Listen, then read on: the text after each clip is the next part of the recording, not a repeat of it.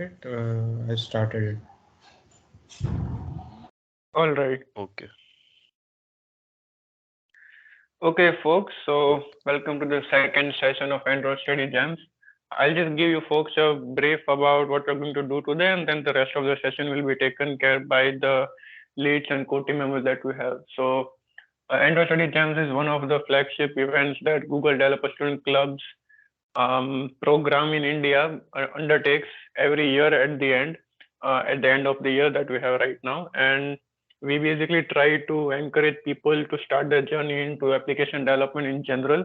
And this is the second session for our PDUs chapter. So we have chapters around India, and this is the second session for the same.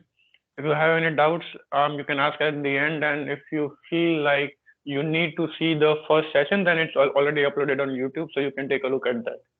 So that's the basic info. The rest of the session will be taken care by Mihir, who is the department lead of our chapter, and Siddharaj, who is a co-team member. So yeah, that's kind of it. You folks can go ahead.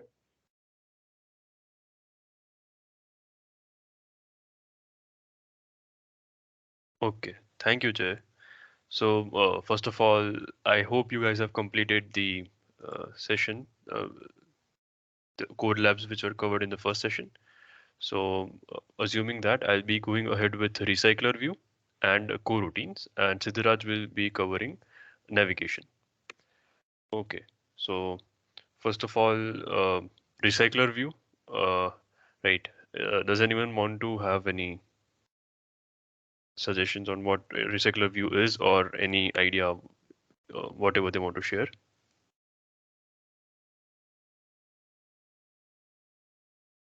Okay, no problem. Yeah. So basically, a recycler view is a helper class where there's a view group uh, in which we can easily list out items, and it is a basic alternative to list view where we can efficiently display large sets of data. It uses the view holder pattern, and it also supports grid as well. So it is a great alternative to list views. And why is it exactly is displayed in this figure. So basically, what happens in a recycler view is that a single item is repeated multiple times where only the content of the data is changed. So for example, here there is 1, 2, 3, 4, and so on till 12. In a normal list view, what will happen when you scroll up is all the items will be floated. All the items will be inflated. Layout will be inflated, which is very time consuming. But what recycler view does is that all the views which have already been scrolled up, that is all the views which are no longer in our screen, which are not visible in our screen, will actually get reused. Only the data will be changed, and then they will be skipping the initial layout inflation or the construction time. And that is what makes recycler view so incredibly powerful, and that is why it has become industry standard practice to use recycler view wherever possible.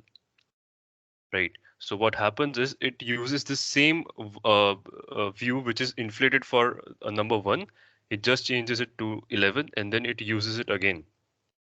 This is what basically recycler view does. Right.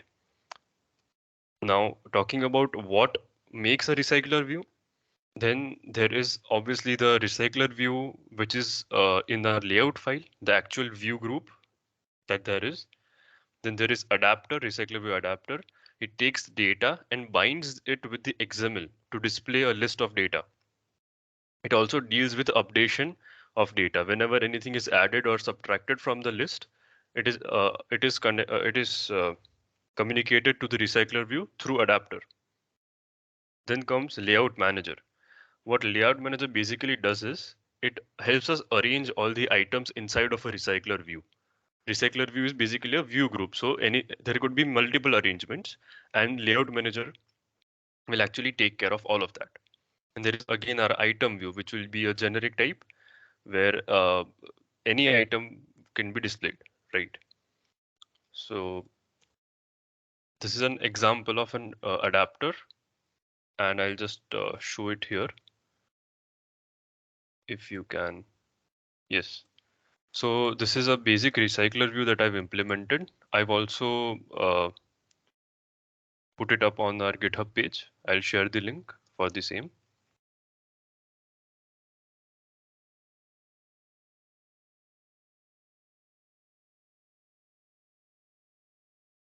Okay.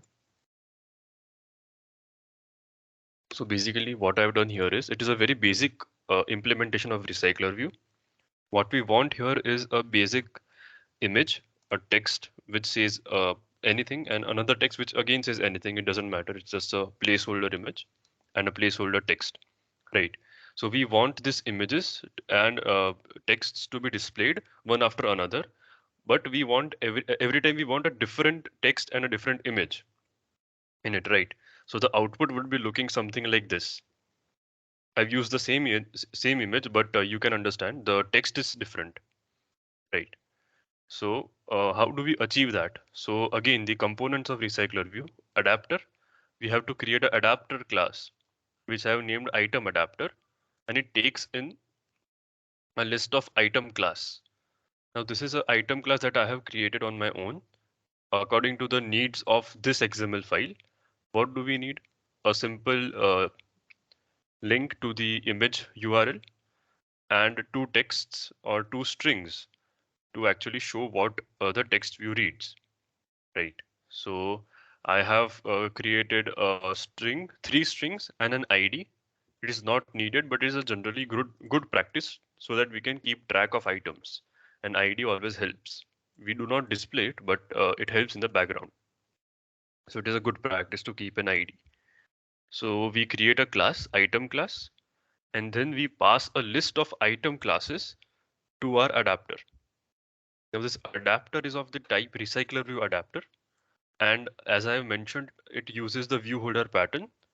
Thus, we will be extended it with item view holder, which is just an inner class, which again extends view holder from recycler view, right?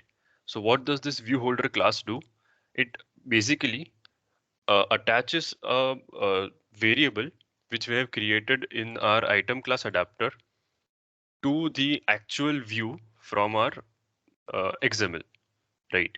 So if you control click here, it will lead you to this particular text view, right? So we understand that this uname is linked with this XML file, right? So that is how we actually define three variables for all the three, one for text view, sorry, two text views and one image view, right? And then what we do is there are some override functions, three override functions which are compulsory to be created for every item adapter, right? There is on create view holder, which actually does the inflation of the layout. Every time the layout is created, it gets inflated, and that is taken care by the on create view holder. Then there is on bind view holder, which actually binds the data as the name suggests. It binds the data with our UI. So it will just pass the text, the UID that we have defined above, which was referring to our XML file, right? So we pass this items, which is what we are passing to this item adapter in the main activity here, which I'll come to it in just a minute. But here, as you can see, we are passing the items position, which is basically what we have here. So for example, if it is the first thing, then we'll be passing ABC, right? We'll be passing ABC here. So this layout here will get ABC. The text view will get ABC here. And similarly, everything will get followed upon. And similarly, we will be displaying different items. Then I have used glide here to actually load the images from a URL that we are getting from a remote place. We are actually just using Pixum photos, which is used to just display a random image every time, right? Whenever you paste it in our every time you get the random image from a URL, from a single URL. So I'm using that. Okay, and I am passing that here. I'm just making a list of, it is a generic syntax. I'm making a list of item class because we have to pass a list of item class in here. In our adapter accepts a list of item class, right? So I am creating this list which consists of 4 items, right? And thus I am getting the output of 4 here. Okay. So that is actually given by the get item count, the third method, which is compulsory to implement. It returns the size of item, right? It will just tell the recycler view that this many items are to be inflated. And here I've used glide, as I said. And coming back to the main activity where we actually make a adapter, instance of item adapter. We initialize the adapter by passing the values of list, right?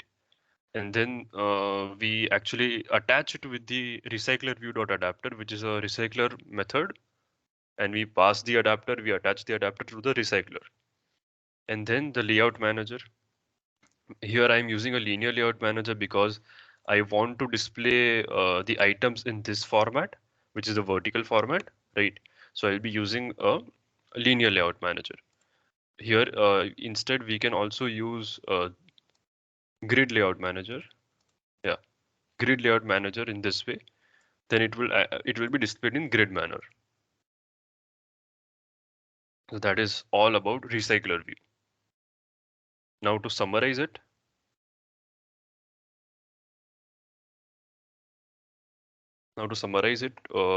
What we have learned is in a recycler view, we have a layout manager, which basically arranges all the layout that we have. As the name suggests, it arranges the items that we have, right? And then there is an adapter, which will take the data and then it will pass it to the recycler view. An adapter is also responsible for actually noting or passing the changed values or the updated values to the recycler view. And I've also created notes for you guys. And it has some of the information that I've discussed, and it has some more as well. So I'll also quickly glance upon it. Okay, so here to bind the data with the recycler view, as I have mentioned, we have to provide the layout manager. We have to attach the recycler view to the adapter, and then we have to pass the parameters to the adapter. And now to add the data in the recycler view, we can use the method notify dataset changed. What does this method do is basically, let me just display it here. For example, I make some changes to list. List is our data set, right? If I make some changes to list, then I can reflect it in our recycler view by using this method, adapter dot notify dataset changed method. What does this method do? Here again, see, it is not a very efficient method. So here it notifies me that it could be the last resort to use it because it changes every method that there is, right? So a better alternative to it is dot notify item inserted, and then we can tell the position where the item is actually inserted. What it does is that it only inflates that particular value and it doesn't have to restart the recycler view all over again. Notify dataset change restarts kind of the whole recycler view again, and it could be laggy and it is unnecessary if we have 1 or 2 changes. So that is all from my side. I'll actually share this link for you guys to refer. Now Siddharaj will be taking over. Thank you. So I hope I am audible. Yes, yes.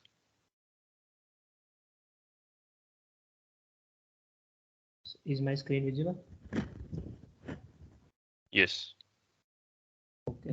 So hi guys, I am Siddharaj and I am part of DSC app development team. So as you can see on the screen, our topic today is app navigation.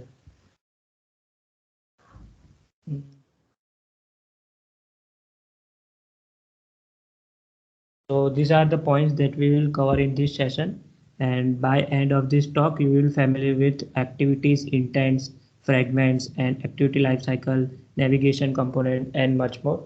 So let's get started. So let's first talk about multiple activities. So let me ask you something. How many of you completed Unit 1 and Unit 2?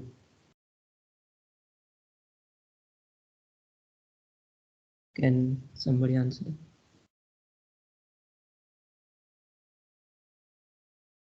Okay, no problem. So basically in Unit 1 and Unit 2, you have made single screen app, that is app containing single activity.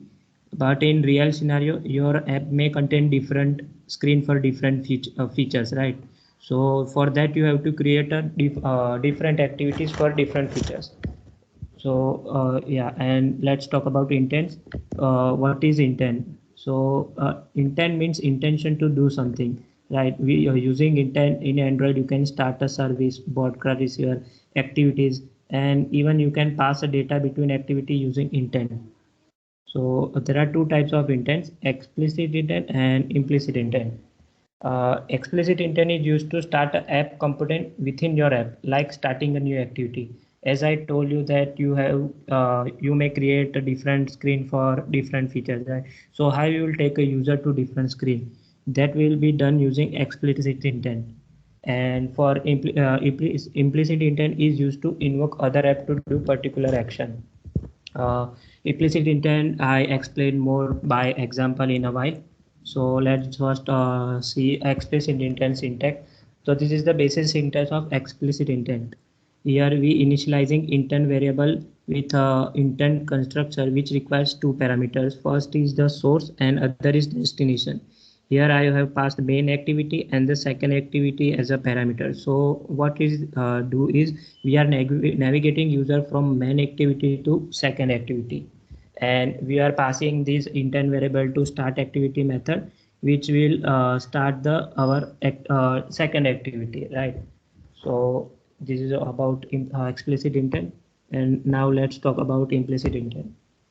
So in implicit intent, you don't have to define the which app component you have to start. Like in an explicit intent, you have defined that I want to start a second activity, right? But in implicit intent, you just have to define the action you want to perform. Here we are performing the action under source end. So basically, we want to send some data. So using intent dot type equal to text slash plain, we are defining that we are sending a data of text, plain text, right? So if you want to share images, then you simply write images in this double inverted comma, right? And using intended put extra, you putting some data that you want to share. Here we passing how are you. So the text that we want to share is how are you. After this we passing our intent variable to start activity method, which will opens a window that with some app which can handle this action. Okay, so let me show you a live example of this intents. So give me 2 minutes. So I have already created one project for this. So which contains two activity. One is main and another is second. And we have activity main.xml, which has a two button inside. One is to launch explicit intent and other is used to launch implicit intent, right? And in activities can.xml we have simple text view, which basically said that it is a second activity. Now let me connect my phone. Just give me 2 minutes. Sure. By that time, if anyone has any doubt in Recycler View or anything up till now, then please feel free, even from the first session, if you have any doubts or anything you want to discuss related to Android.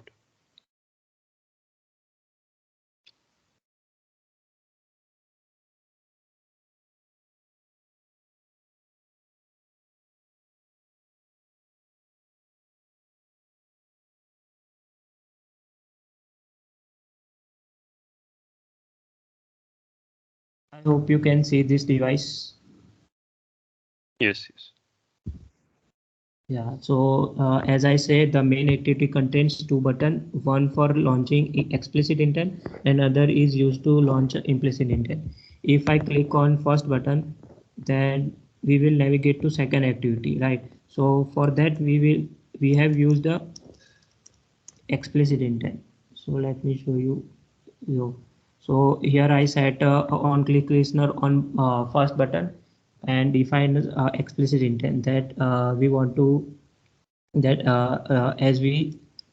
as I said that we will take this to second activity, right? Yeah, now if I click on second button, then it will launch implicit intent. So using that we can share our text that we want to share. Here I'm choosing a Discord. So as you can see, the Android Study Jam message is by default coming from where. So okay, I have not run this app again, so it will show this, but no problem, you can try with different values and it will same appear with this message, right? So this is all about intents. Now let's talk about activities lifecycle. So activity lifecycle is basically when a user interact with your app, the activity inside your app are going through some transition. So these are the activity lifecycle methods that will be called while using your app activity. So when you launch your activity, on create, on start and on resume method are called one by one, and after this user is we can say that our activity is running, so user is interacting with our activity, right? So and if somehow user presses a back button or navigate to another screen, then on pause and on stop method will call, and if user completely destroy our app, then activity will be destroyed and on destroy method will be called. So let me show you example of this also. I have already implemented this method, this on start, on resume, on pause, on stop and on destroy, and I am using logging to display a system messaging. Here you can see this window from Logcat. Here we are use Logcat to see some system images, and you can use for debugging purpose also. We can choose here multiple option, right? Error, warning, info, debugging. Here I am using info, so I have write log.i, and as it requires two parameter, one is to key and other message that we want to show. So I am passing a key as a DSC. So here I write DSC. So let me first run my application.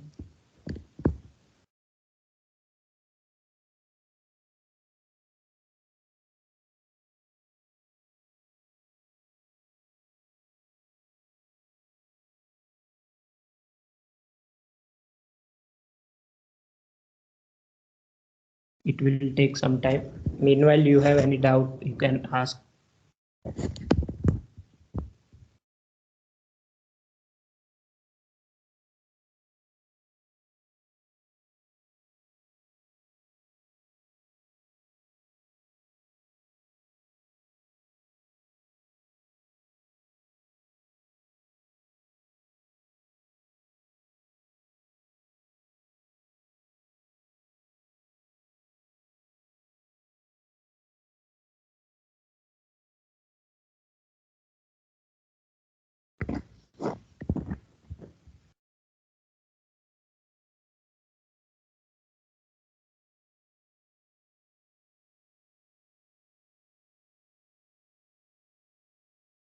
So as you can see, if I write here DSC, then let me show my device. So as you can see, as soon as we launch our application, on create, on start and on resume method are called, right? And now if I navigate to another screen, then on pause and on stop method is called. If I press back, then again on start and on resume method are called, right? So in on on resume method, the activity is visible to user, while in on stop method, the activity is no longer visible to user. If I kill my app, then as you can see, the on pause, on stop, and on destroy method are called.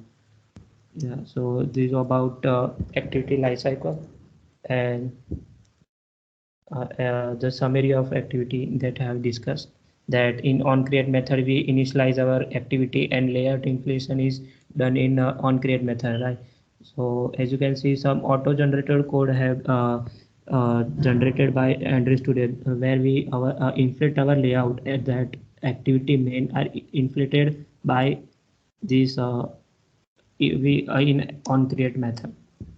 So now let's talk about fragments and fragment lifecycle. A fragment represents reusable portion of your app's UI. So basically a fragment is some portion of your screen, not the whole screen, right? So now a fragment define and manage its own layout. As activity has its own layout like activity main.xml. So similarly in fragment we have same layout for the separate fragments, and it has its own life cycle and it can handle its own inputs. So another noted thing is fragment cannot live on their own. It must be hosted by an activity or another fragment, right? So these are the life cycle method for fragments. And so as I said that fragment cannot live by their own, right? We need to host for hosting the fragment. So in on attach method, the fragment is attached to the host, and in on create view and on create view created, the fragment is initialized and layout inflation is done.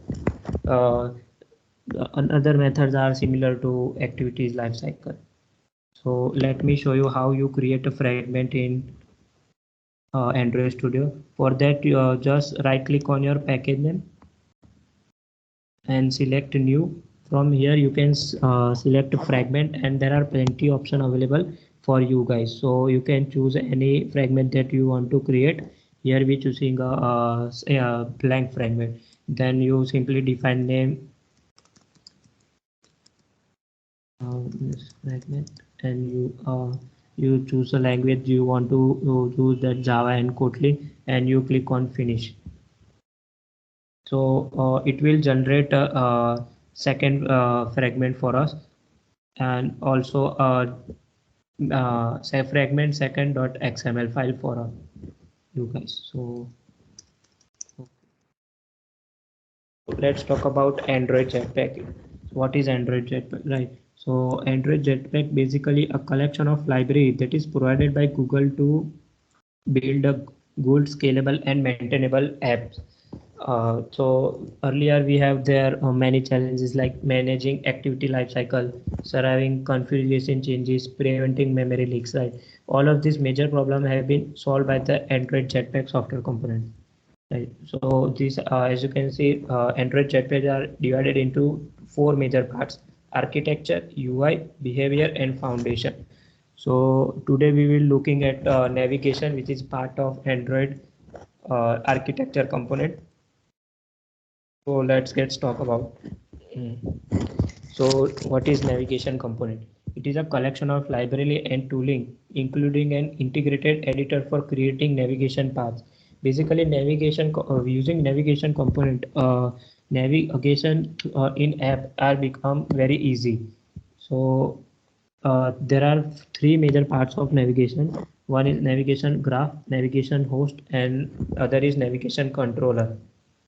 Right. So let's quickly go through their definition. What is nav graph? The navigation graph is an XML file that provides a visual representation of navigation in your app. So it basically a visual representation of all of your destination file that navigate user can use to navigate. Right. And nav host is used to display destination from a navigation graph. So we have a fragment that will need to where our destination will show that, right? And another is nav controller. So nav controller object is required to change destination display in the nav host. So basically क्या होता है कि नेव graph में हम हमारी सारी destination दिखाते हैं और जो नेव होस्ट है उसमें हमारी अलग अलग स्क्रीन दिखाते हैं कि जैसे यूज़र क्लिक करेगा तो वैसे ही उसमें एक एक स्क्रीन चेंज होगा और उसको कंट्रोल करने का काम होगा नेविगेशन कंट्रोलर का. Okay, so let's take hands on this. I have already put this app on our GDSC GitHub page. You can check it here.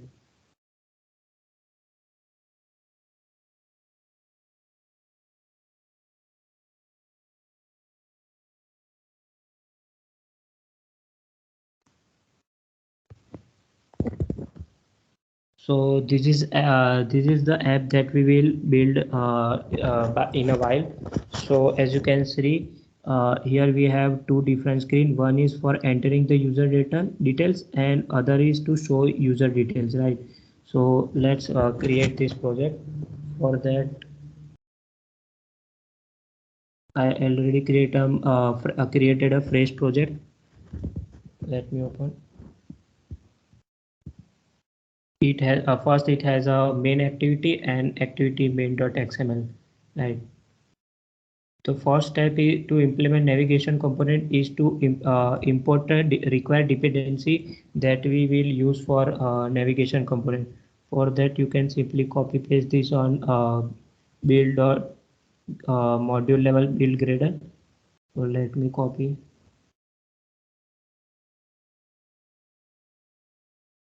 You have to define the current name version, that is I think 2.3.1.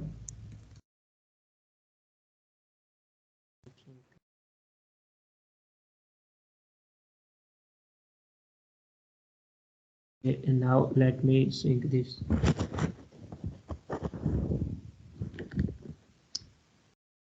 What this do is importing all the necessary class that we will use to implement navigation component.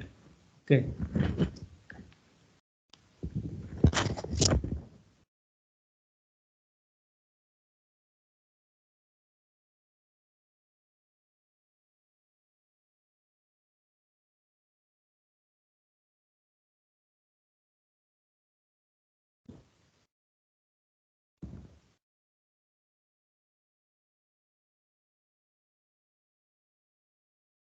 Meanwhile, do you want to ask anything or know something, anything? So you can ask. You can just unmute or write it in chat box. Okay, our Gradle process has been done. So as I said that all app require two screen, right? So we will be create a fragment for that. So let me create two fragments. Let me name it enter details fragment and click on finish. So this is the boilerplate code generated by Android Studio. As a beginner, we don't require for this code, so you can just simply remove it.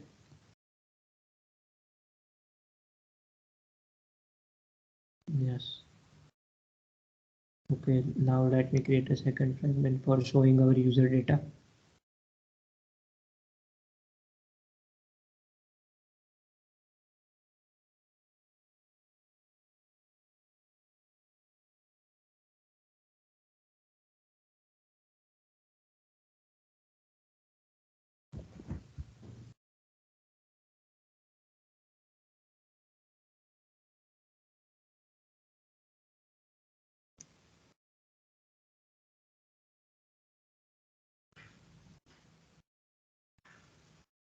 So I have created two fragments. One is to enter user details and another is for showing basically verifying our user details, right?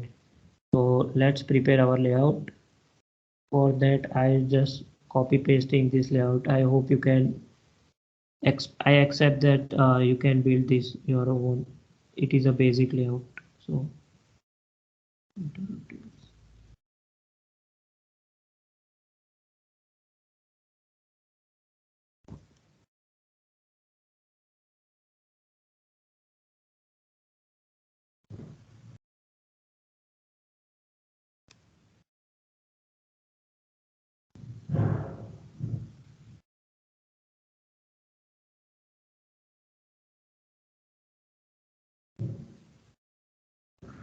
Okay.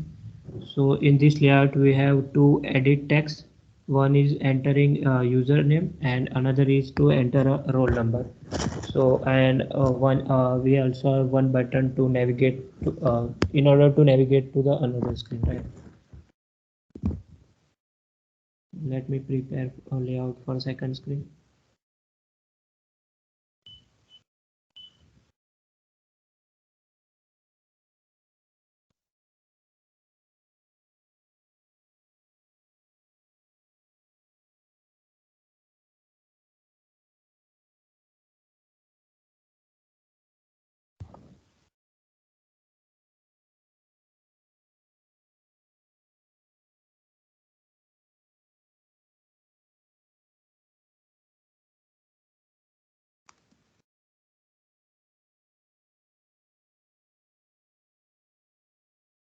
So in second screen, we have simple text view to show our user details, right?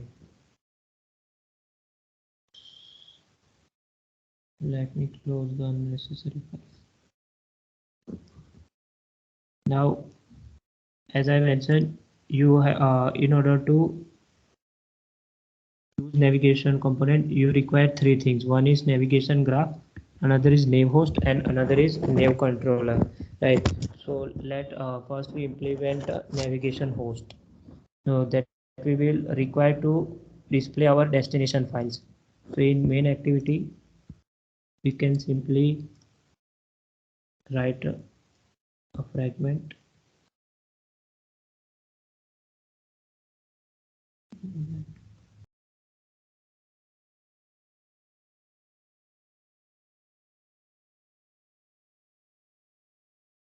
So in main, what I does is created fragment inside our main activity layout, where I define some ID, its name, and we are setting that default name host equal to true. So what it does is saying that the name host which we will use is this fragment, and here is showing that mobile navigation is not present. So what we will do is creating this navigation graph.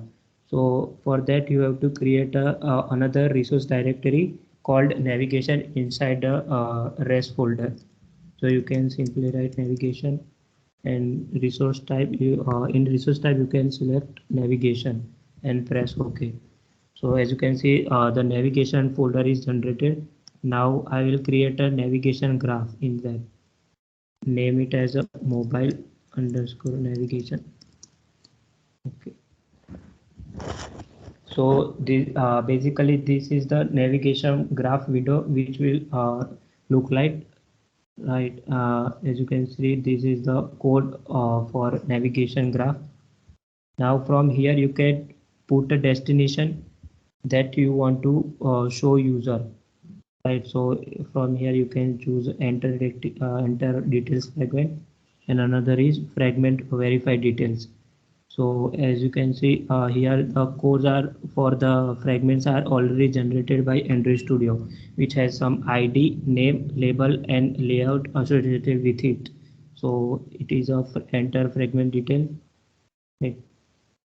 So for navigating the user, you can simply stretch this arrow and define where you want to go navigate the user. So what it does that we have defined the action that we want to perform, that I want to go from enter details fragment to verify details fragment. So as you can see in the enter details fragment, this code has been generated that which has a tag as a action, and it has a ID and a destination that where we want to go. Here we are going to navigate the user into verified details fragment, right? So we have prepare navigation nav host and a navigation graph. So let we implement the nav controller. For that you will come to this main activity and create a variable called mnav controller. And as you can see, the suggestion is showing that we have declared mnav controller variable of its types is nav controller. Now we will initialize this nav controller with m nav controller equal to find nav controller, and we will pass the id which we have used in activity underscore main.xml, which is this nav underscore host or fragment underscore control underscore main. So simply let r.id is this. So we have set up our nav controller with this. Now we will what we have to do is go to enter details fragment and initialize our all the views that we have created, that to edit text and button. Now you have guys used the find view by id to binding a view with a activity, right? So in Android Studio 4.0 version, Google has introduced a new way of binding our view into activity, that is called view binding. So to enable view binding, you have to go in a module.gradle file, and in the Android method, you have to write build features column view binding equal to true. So what this does is generate a binding class for all the activities and fragment that we have. So let me just sync it.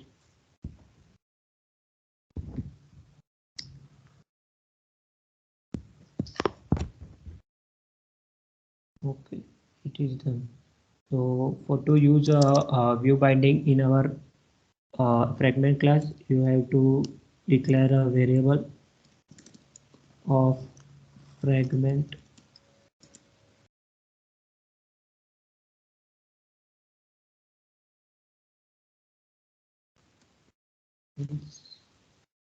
binding.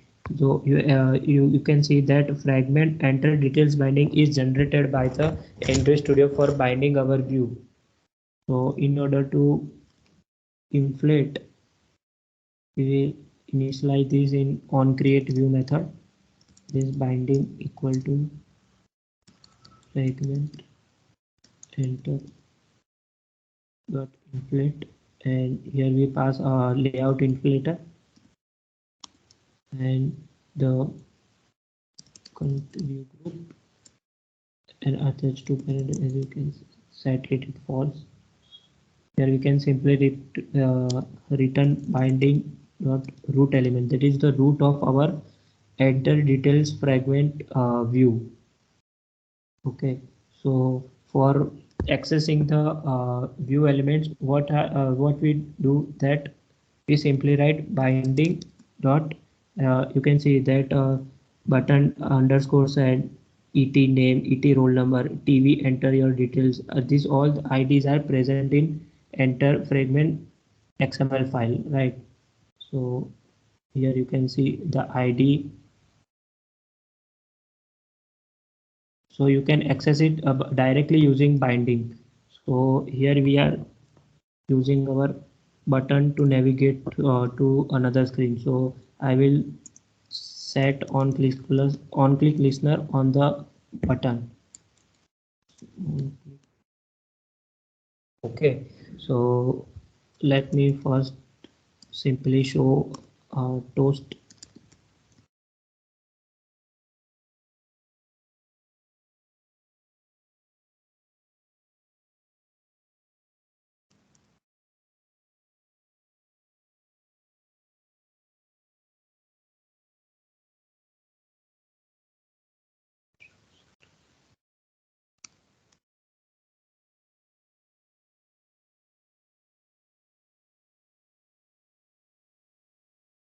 Okay.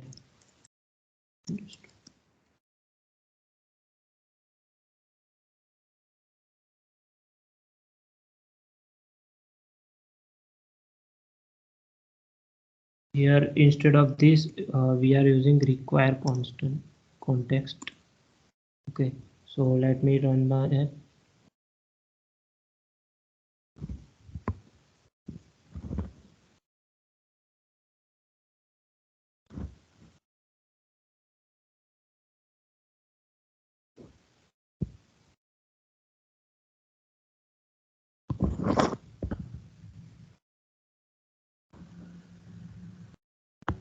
will take some time.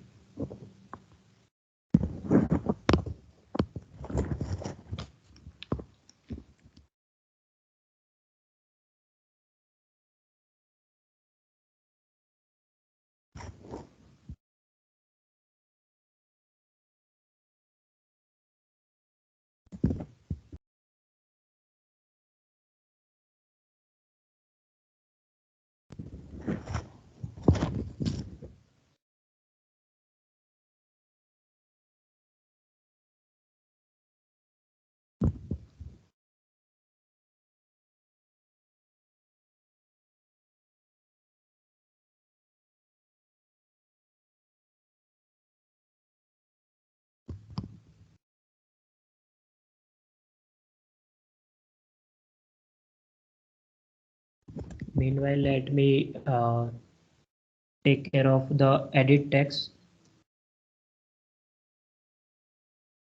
Let me create two variable name, input from user edit text, finding et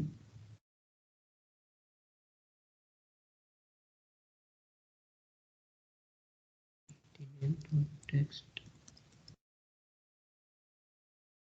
Another is for roll number.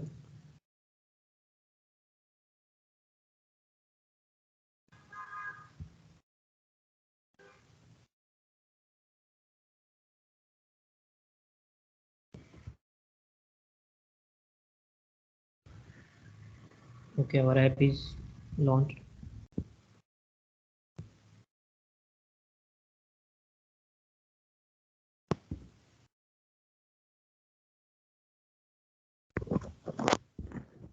So this is the app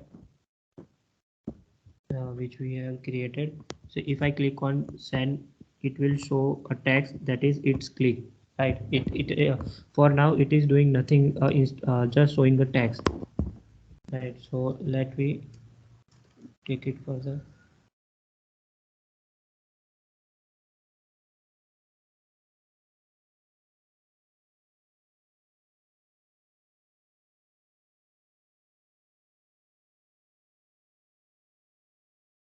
So in order to navigate a user, you have to write find nav controller,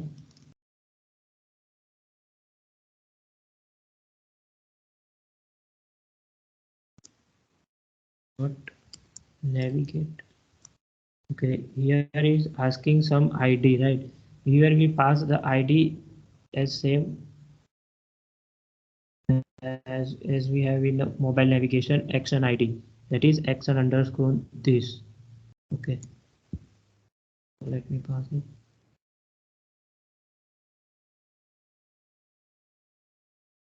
This. Okay, so if I now run my app again,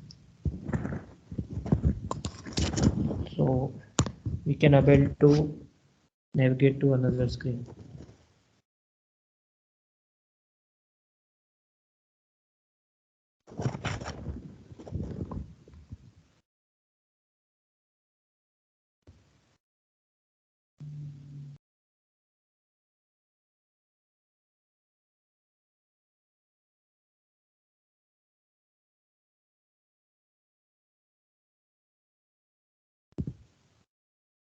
Okay, it's done. If I now click on send button, so we are navigating to the another screen, right? But for now it is not showing the details, right? So let me go for this. So on click of this, we have to get the text from the edit text, right? So let me put inside this. And for sending the data to the another screen, we are required to use a safe arm. In order to use safe arms, we have to include some dependency for that. So let me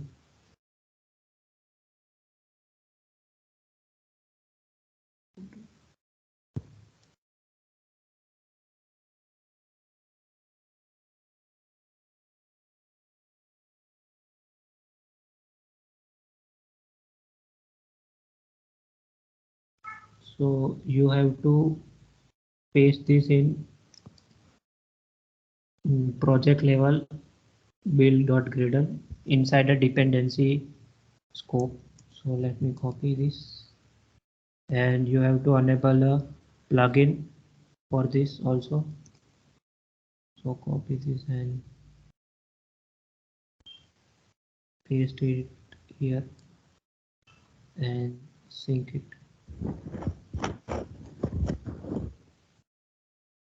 Okay, we have to define the version of the, so it is 2.3.1.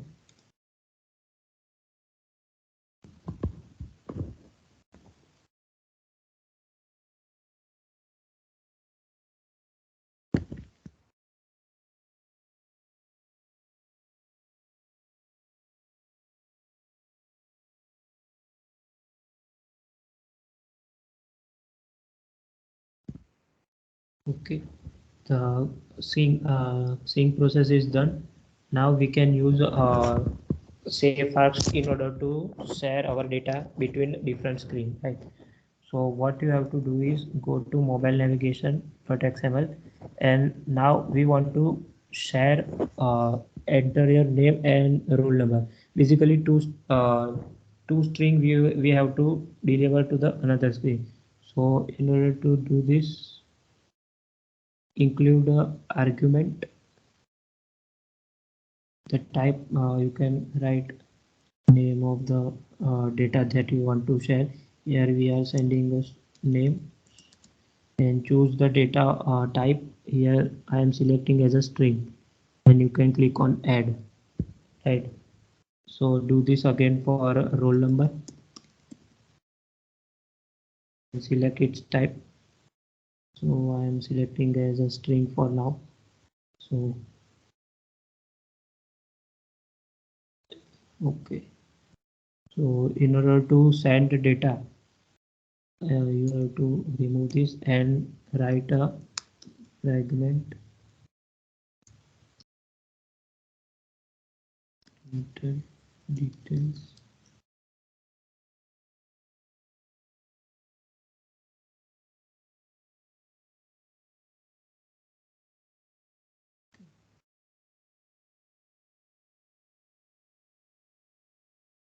Let show this.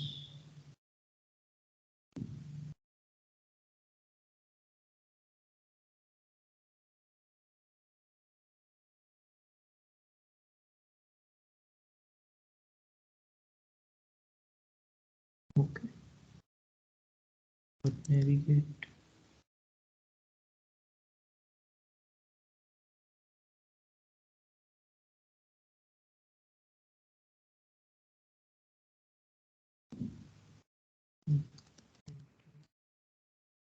This fragment dot direction. So this is generated by a safe arcs plugin, right? So enter detailed fragment direction. So we are using this and our data that we want to share. So here pass our name and the roll number.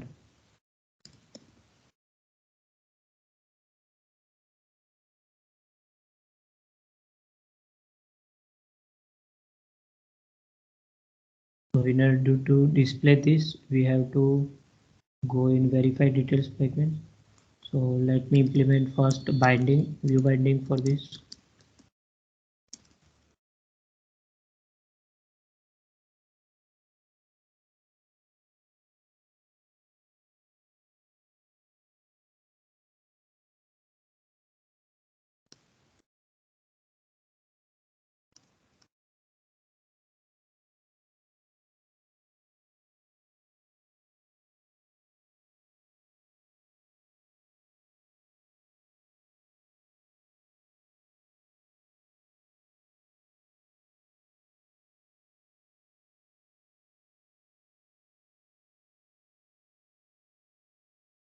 Binding dot.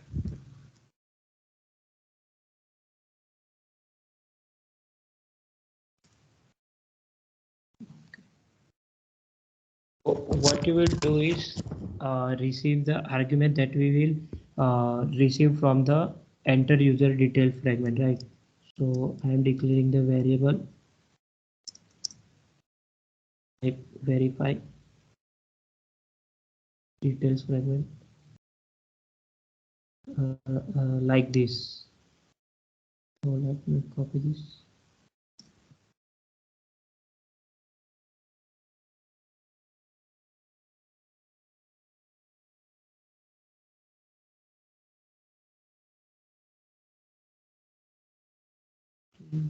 Fragment, okay. So using verify details fragment by neighbors, we are receiving the data from the enter your details fragment, right? So this by keyword is called property delegation in Kotlin, which is mean that the neighbors is basically handling the argument to show our to receive and show the arguments.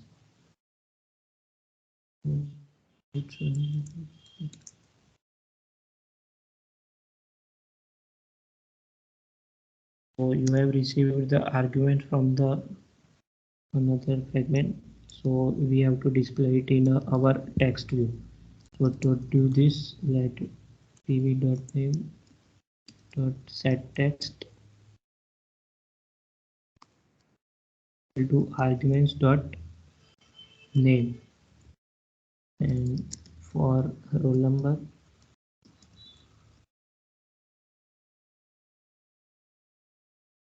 simply write arguments dot roll. So if I run this app now, so it should show the user detail to the another fragment.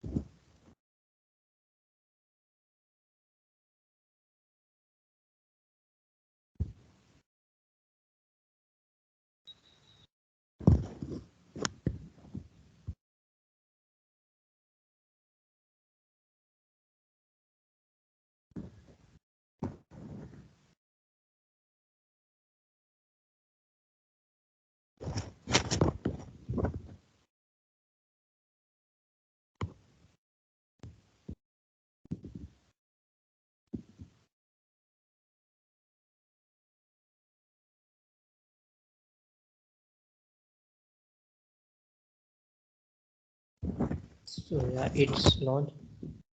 If I now input the user details,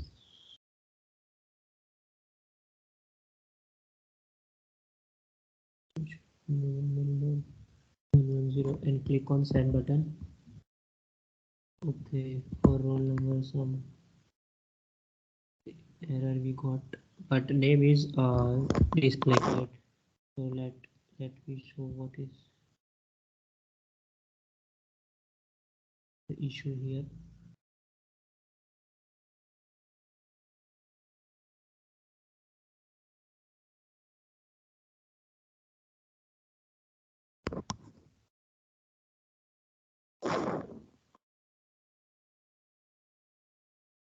Okay, we forgot to write here dot text to getting our text. So let me rerun the app.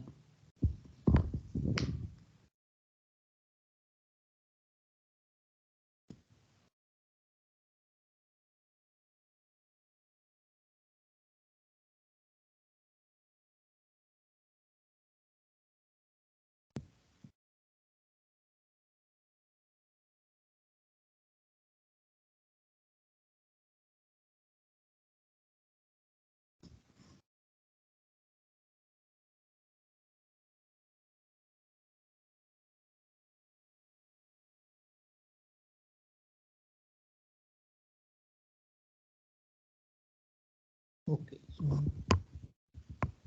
that I input again 110 and yeah, it's working, right? So this is about navigation component. One more thing is you can define the exit and animation into the fragment also, right? What type of animation you want while opening the other fragment, right? So let me give you an example. For that you have to create the anim folder inside the resource directory.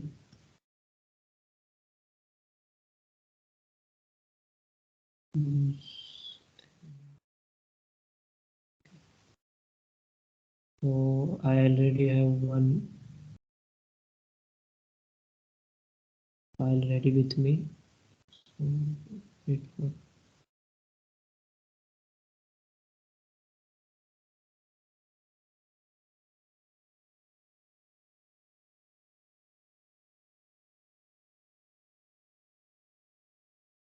copy this in here. So what does do is translate from left to right. So let me show you first. We define anim.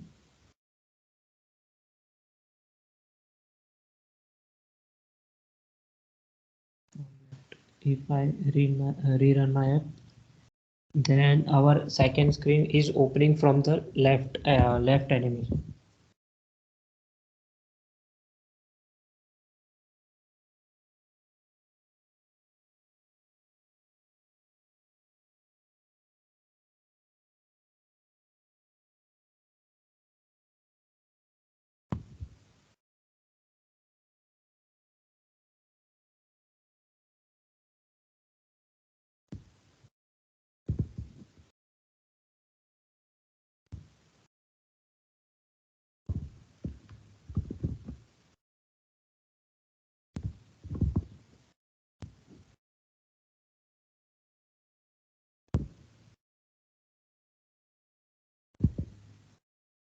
Okay, so let me put some data.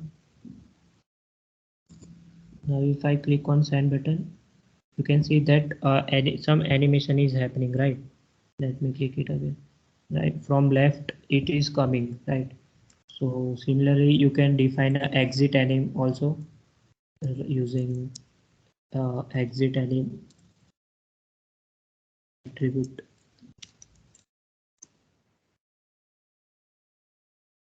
Okay. Okay, so this is all about navigation component. Now view models and data binding. So these are the another core concept of Android Jetpack architecture component, as we have seen.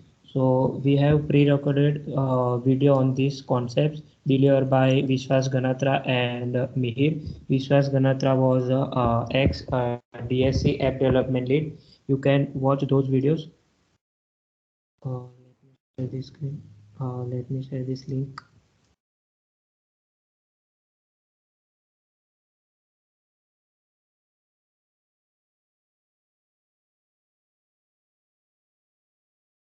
This is from my side. Over to you, Mihir. Yeah. Okay, so you can obviously watch that video, and if you have any doubts, you can get back to us. We'll be taking any doubts that you have for even the recorded session. Okay, so now I'll be taking upon coroutines. It is another crucial thing and a pretty new thing as well in Android development. So, but before jumping straight to coroutines, we must understand what threads are. So, threads are just a way to implement asynchronous programming. So, what is asynchronous programming, you ask? Then, asynchronous programming is basically a form of parallel programming that allows a unit of work to run separately from the primary application thread. So, obviously, what a synchronous thing is that everything is running in a single thread, right? The UI work and any background tasks are executed in a single thread is known as synchronous programming. However, when we use multiple threads to do some things in background or anything which requires a heavy task can be done asynchronously. So we can use multiple threads. However, the limitation of thread is that there are limited amount of threads, and if we block something, uh, the meaning by blocking is that if a process that the thread is waiting for is taking a lot of time, then the thread is blocked for that particular amount of time. Okay, so if we block a particular thread, then we do not have a way out. The other processes which are waiting for that thread will get stuck. But that is actually solved beautifully by coroutines. But before that, threads. So threads is the smallest unit of code that can be scheduled or run in a confines of a program. So a program has processes, processes has tasks, and tasks get run on threads, right? So now let us understand what threads are with respect to Android, right? So one very crucial concept in Android with respect to threads is that you can never block the main thread. The main thread is actually responsible for the updation of our UI. Our phones typically have 60 frames per second. Now they're even more, 120, 144. But typically those were 60 frames per second. So to keep up with that 60 frames per second, the code which is there to actually display our the pixels which are in our screen has to be called every 16 milliseconds. So it itself is a very big task for the main thread, right? So it is always advisable that your main thread should have very light tasks, very basic computation tasks, and anything which would take a lot of time, right, should be shifted to a background thread. That is one of the very basic things that you should learn about it. Also, there is a thing that the UI can only be updated through one thread, which is the main thread, right? It is done because threads are not aware of each other, right? So if one thread is updating the UI, for example, one thread is changing 1 to 2, a number 1 displayed on the screen to 2. At the same time, if another thread is trying to switch it back to 1, there is no way of those two threads knowing that they both are working together to actually make changes on the single element, right? So that is why there is only the main thread where the UI could be updated. This is what is a standard in Android, right? The updation of the UI and any changes to UI can only be made on the main thread. I hope that is clear. So subsequently, the heavy tasks like database and network updation or any tasks which would take longer to run have to be shifted to the background thread. Otherwise, if you guys have seen the application not responding error, it takes place if the screen is frozen for more than 5 seconds. So to avoid that, we have to push everything which is very heavy task to background thread. Now coming back to coroutines, right? So what is coroutine? So in a very simple language, you can understand a coroutine as a lightweight thread. Now coroutine is Android's specific solution to provide asynchronous programming. Coroutines also exist in other programming languages as well, but in Android, coroutine is now a standard, right? And so it basically helps you run code asynchronously. A coroutine is an element which lives inside of a thread, right? So a thread could have multiple coroutines. Okay. Now going by its definition, coroutine is a concurrency design pattern that you can use on Android to simplify the codes that run asynchronously. Okay. Some major features of coroutines could be that they are very lightweight. You can run many coroutines on a single thread. They have support for suspension. Now this means suspension means that you can pause and start a coroutine at any time. We can command it, right? So that prevents memory leaks and as well, and a lot of stuff is convenient because of this feature. then it doesn't block the thread where the coroutine is running, because coroutine is a part of a thread, and thread can have multiple coroutines. And if one particular coroutine in a thread is blocked, then there are multiple ways around it as well. So a coroutine blocking is not equal to a thread blocking, and thus coroutine is safer to use as well, right? And as we can suspend the coroutines, we can even save memory and computation time as well, right? We can pause the coroutine when we feel there is something more important to be done. Okay. And as I said, it causes fewer memory leaks because of structured concurrency. Okay. And operations are run within a scope. A scope is also an interesting concept of coroutines. So basically, we use a scope when we want more control over the life cycle of a coroutine. Right. Even a coroutine has a life cycle. We can create a global scope. We can create a view model scope. There are multiple scopes that there are. Okay. And okay, coming back to here. So there is built-in cancellation support, as I mentioned, that we can cancel a coroutine. We can even cancel a scope. But inside of a scope, we can define coroutines, right? So if we cancel a whole scope, all the coroutines inside it also get cancelled. And coroutine was also, can have different, every Jetpack integration library, right, can have a own scope. So view model is a Jetpack integration library, and thus it has a view model scope of its own. So so benefit of that is that basically a view model is so for example, if any method has a different life cycle than the activity, then if we define it with the method's life cycle, the coroutine can outlive the activity as well, right? So the scope is a blessing in that way. Okay.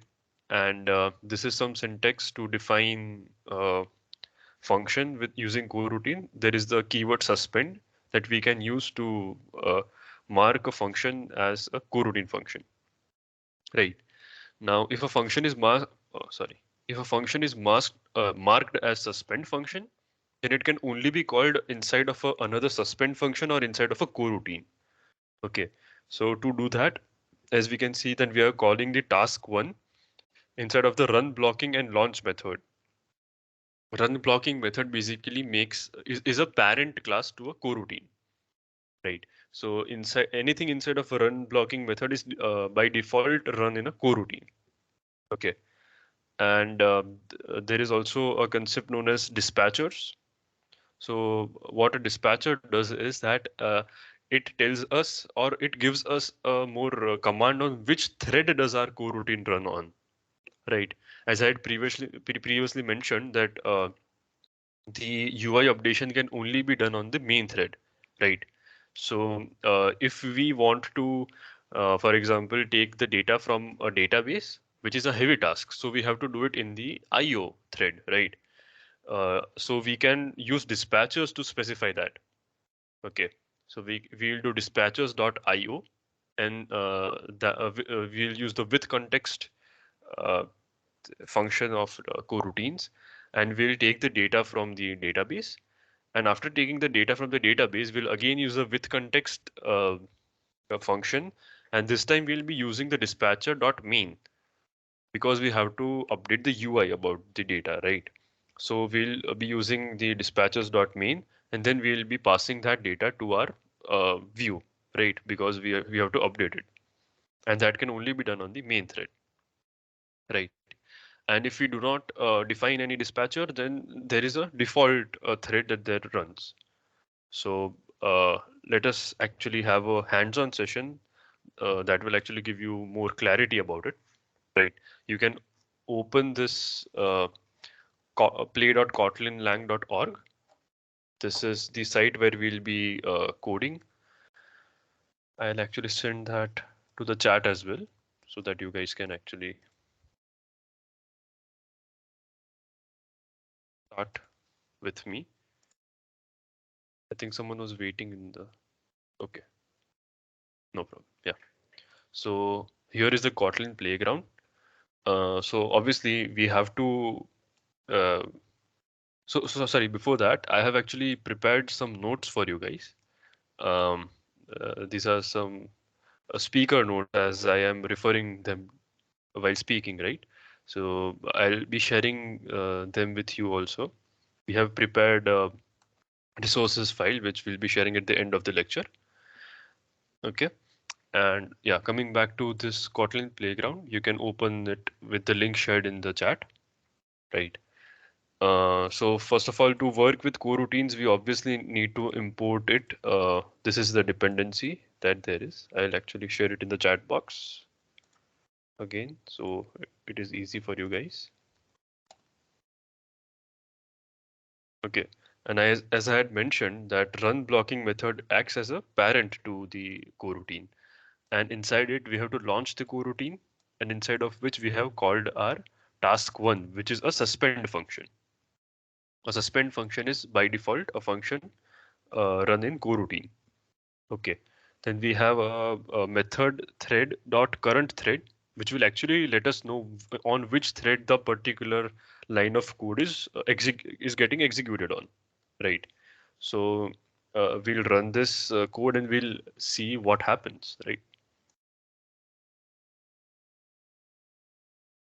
Okay, so the hello world is getting printed because there is no run blocking before that. So this is on the normal thread, the main thread, as it is said here, right?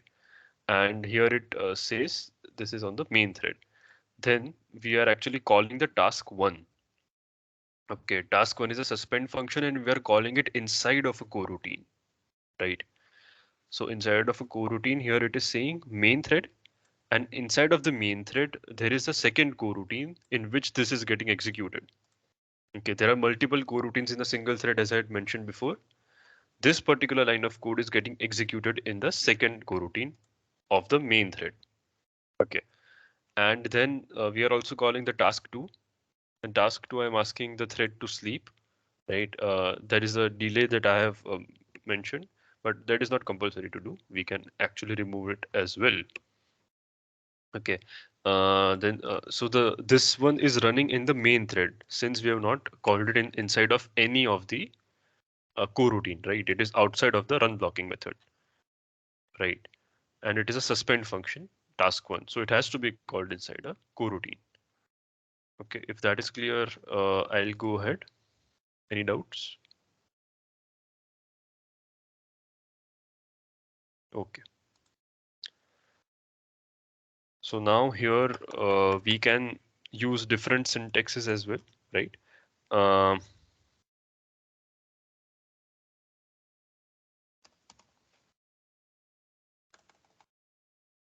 we can use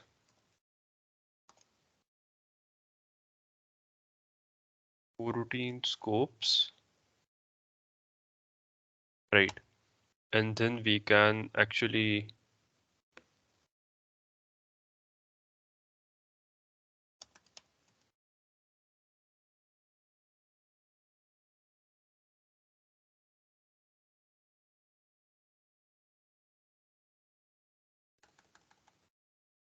just a second.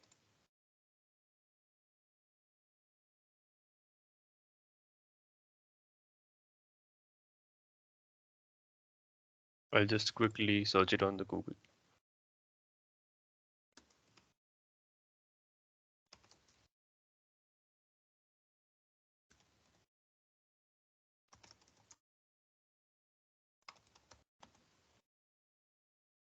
Okay. The syntax and everything you do not need to remember, right? We can always search it up. Okay, so this is what we have implemented, run blocking method. And yes, this is another declaration where the entire main function and subsequently entire code will be in a coroutine, right? Because we are doing this in front of the main method. Okay, now here it would be guiding us how to actually, yeah, okay, so this is a coroutine scope, and how can we actually change the thread?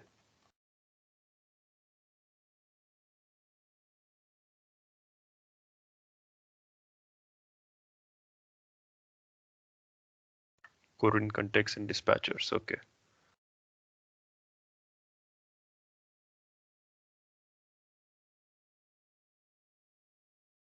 See, launch in the inside of the launch method, we can actually define dispatchers.default. See, this is how we actually define in which thread we want our code to be running in, right? So here, yeah, launch method dispatchers dot main, for example. Okay, and let us try it. Dispatchers is not recognized. I think the wrong spelling.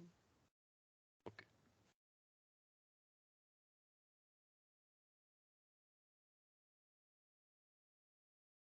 Okay, main is missing, so let us try default.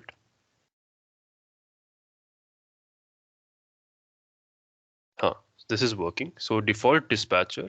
So it is on the thread default dispatcher. Then there is a worker thread, and then there is a coroutine defined inside of it. So that is how we can actually have more control on what thread we want our code to be actually defined on, right? There would be more threads as well. Unconfined, right? Unconfined is main thread, I think. Yes, the current thread would be main thread when we use unconfined. Okay, not confined. Will work with main thread. And what else is left? Canceling. How do we cancel a coroutine? We can delay it using the delay method.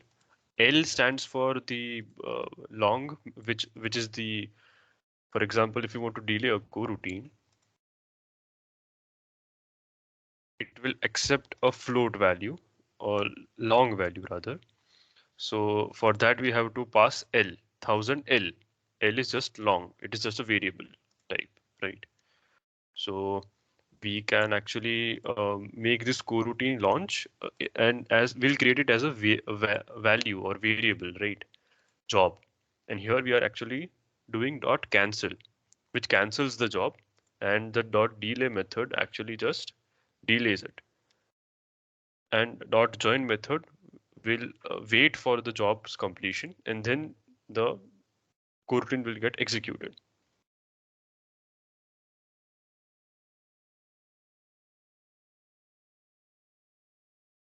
Okay, and cancel and join. There are many methods that are inbuilt and will help you make your coding journey very easy, right?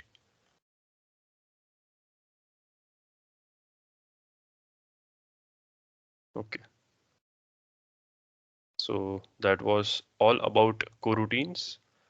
And to summarize, there is a program. Program has many processes. Many processes have tasks, and those tasks are executed on multiple threads. And the coroutine live inside of that thread. Okay. So coroutine is a lightweight thread, but do not mistake it by a thread. Coroutine is not equal to thread. Coroutine is a much lighter and a much better version of a thread. Right, and a coroutine can even switch threads. So what does that mean is basically we can, just a second. Yeah.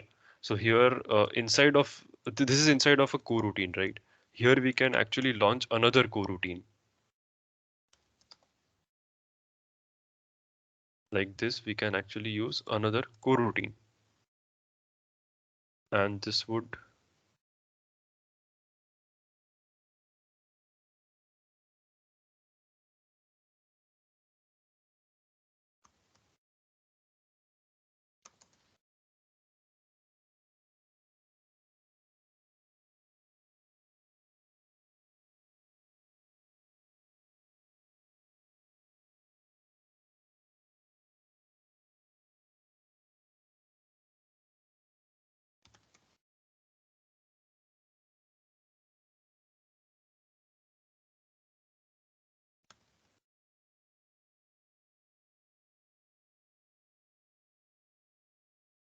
this has to be inside a suspend function, right? So run blocking should also be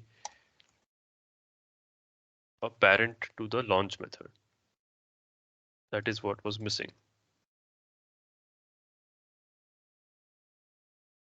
Right. So here we have actually shifted the coroutine. The thread which is outside is worker1 coroutine 2, and the inner thread is actually worker2 coroutine 4. So here we have actually switched the threads, and that is even possible inside of a suspend function. And that is the beauty of coroutine. We do not necessarily have to work on the same thread or the same coroutine every time. We can switch coroutines. We can pass the context of a coroutine. We can even go to the main thread and update the UI.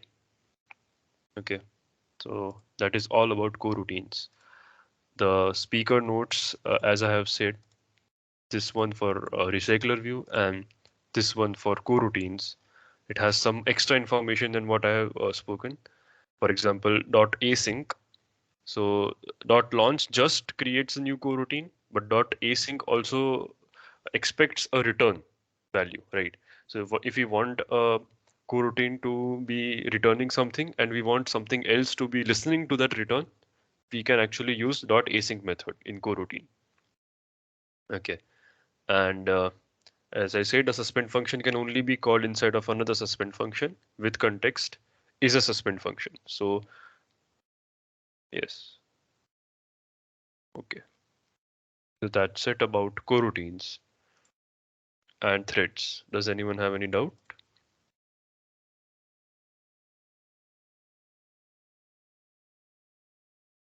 Okay. No problem. We can end the session here.